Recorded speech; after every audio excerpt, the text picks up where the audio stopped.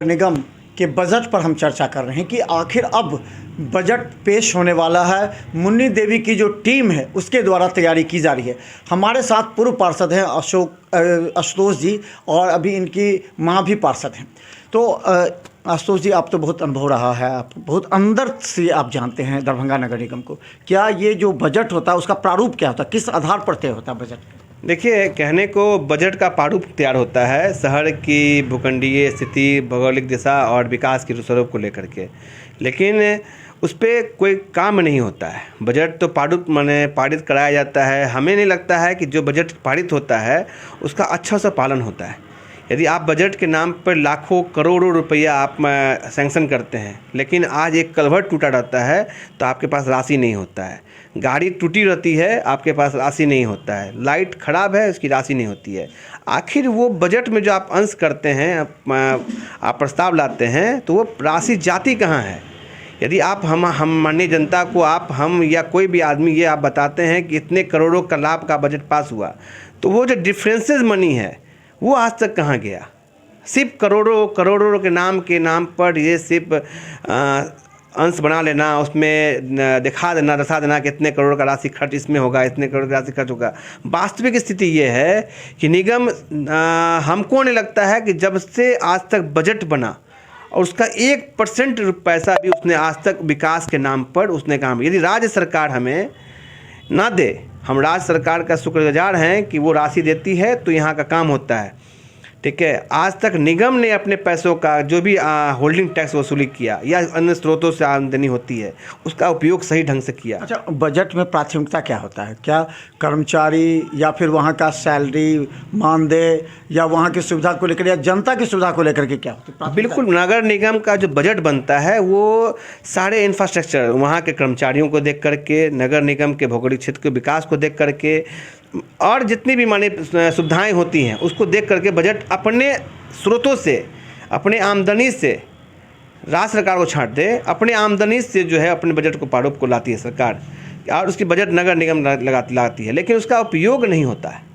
यदि हम 2 रुपया ला रहे हैं, हम जनता से 2 रुपया ला रहे हैं, टैक्स ले रहे हैं, तो उसमें 75 पैसा उसका है खर्च करना है जनता के लिए। ये आपको सरकार का अधिनियम एक्ट कहता है, लेकिन आप 75 पैसा आप नहीं खर्च करते हैं, आप उसको बस बंदरबाट करने लगे रहते हैं।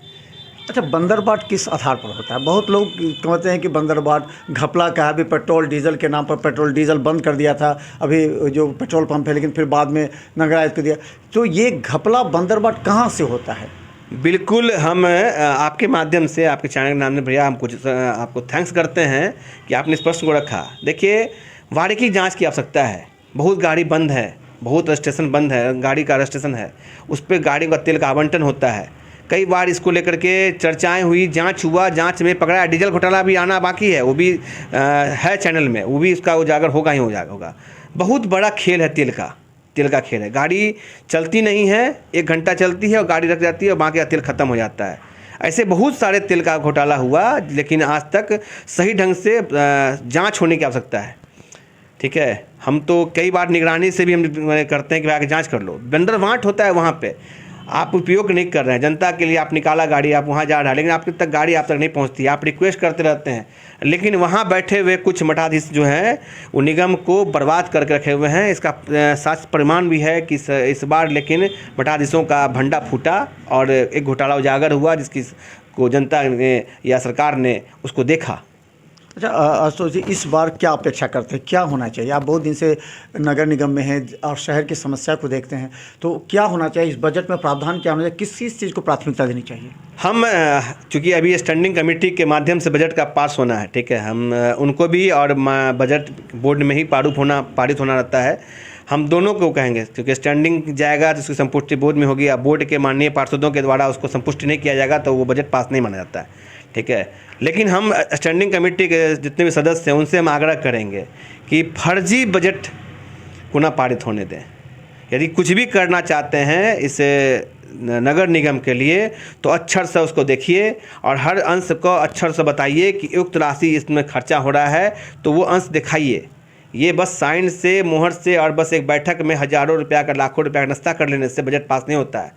ठीक है, जनता को कुछ देना है तो ईमानदारी से और लाइए और उस बजट को और उसको पारित कराइए। अच्छा आशुतोष जी, एक बात तो आप जानते हैं कि बजट बहुत महत्वपूर्ण चीज़ है क्योंकि इससे शहर का विकास की बात होती है। क्या इसके लिए कोई एक्सपर्ट से राय ली जाती रही है पहले से कभी भी, या राय ली जानी चाहिए? जो एक्सपर्ट है, बजट एक्सपर्ट है, उन लोग। बिल्कुल सरकार का निर्देश है, आम आदमी से इस पर सुझाव लेना है, एक वर्कशॉप का आयोजन करना है। हर बड़े जितने भी यहाँ पे बुद्धिजीवी लोग हैं या इंडस्ट्री से जुड़े हुए हैं, पत्रकारिता से जुड़े हुए हैं, सब व्यक्ति से बात करना है, एक बैठक बुलानी है। एक ये नगर निगम क्या करता है, एक छोटा सा भी एक माने हमको नहीं लगता इस बार ऐड आया है, यदि हम तो पत्रकार पेपर में देखे नहीं हैं, लेकिन हर बार इससे पहले जब हम लोग स्टैंडिंग में थे या उसके बाद भी हुई तो पत्रकार माने पेपर में निकाला जाता था कि इनका इतना दिनांक तारीख तक बजट को पारित को लेकर के एक आयोजन है, आप अपना सुझाव व्यक्त कर सकते हैं।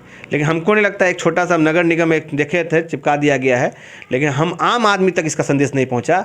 यदि आम आदमी से भी इस बजट पे बात होती तो बहुत बड़ा बजट, अच्छा बजट इस नगर निगम को मिलता, जिसका हमें खेद है जो नहीं बना। तो लगातार हम आपको दिखाएंगे। अब हम जनता के बीच में जाएंगे और बताएंगे। इससे पहले हम आपको 3 पूर्व मेयर से भी हम मिलाएंगे कि आखिर बजट किस तरह तैयार किया जाता है। जब बजट तैयार होता है उसमें कौन कौन लोग अपने स्वार्थ के लिए काम करते हैं और बजट से वास्तव में जनता को क्या फ़ायदा पहुंचता है, और निगम के अंदर जो कुछ माफिया तत्व बैठे हैं उनको क्या फ़ायदा होता है, सारा विश्लेषण करेंगे। देखते रहिए मिथिला मंच न्यूज। धन्यवाद।